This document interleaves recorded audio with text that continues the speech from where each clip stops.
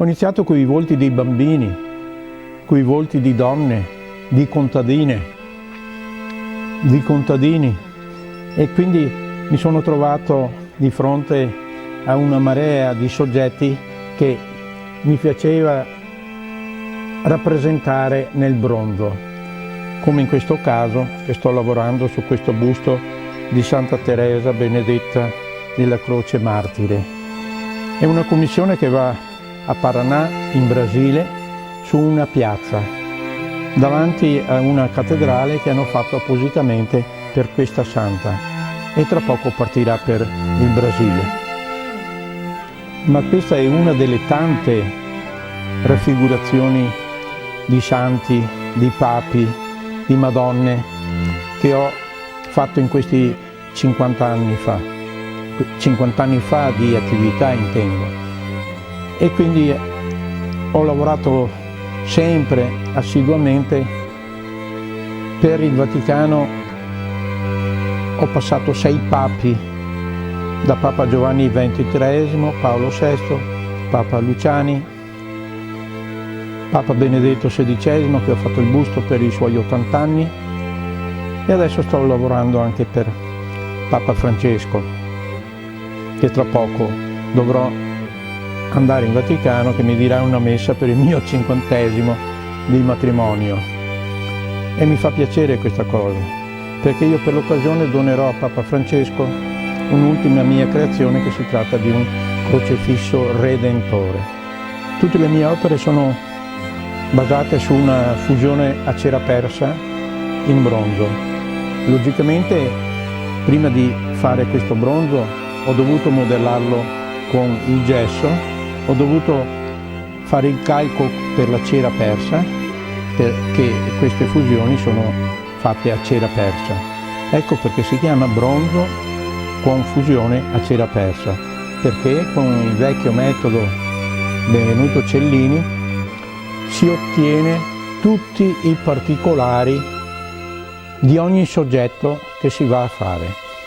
E per questo io mi sono cimentato su il bronzo. Lavoro anche il legno, lavoro il gesso, lavoro anche altri materiali, l'oro, l'argento, però su particolari un po' come tipo il reliquiario che ho fatto per Sant'Antonio da Padova, che contiene le cartilagini aritanoidee, è fatto in argento e oro.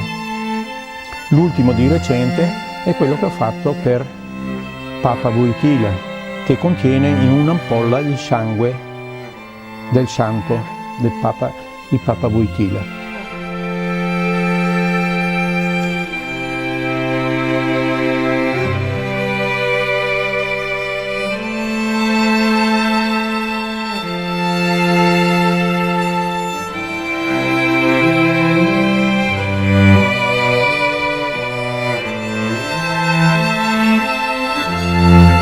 Dal Vaticano, tramite il cardinale Stanislao Divic, segretario di Papa Giovanni Paolo II, mi hanno commissionato questo reliquiario che doveva raccogliere il sangue di Papa Wojtyla. Per me è stata un'emozione grande, perché questo reliquiario l'ho scolpito con devozione. Avendo conosciuto bene Papa Wojtyla, ho avuto 6 udienze personali con il grande Papa, e quindi per me è stata un'emozione forte. Quando il cardinale mi ha portato le 2 ampolle di sangue che avevano prelevato 4-5 giorni prima della morte, io francamente sudavo dal fatto che dovevo togliere da queste ampolle con una siringa il sangue del Papa e di iniettarlo dentro l'ampolla di cristallo che avevo preparato io da inserire dentro il reliquiario. Il reliquiario ho avuto, ed è stato approvato dalla Commissione Pontificia, ho dovuto immaginare il giorno del funerale. Il giorno del funerale di Papa Wojtyla è stato grande, perché era sereno, era una bella giornata. A un certo momento un gran vento, un vortice, ha invaso proprio la piazza del Vaticano. La piazza in cui era deposta la cassa e sopra la cassa c'era il libro del Vangelo aperto.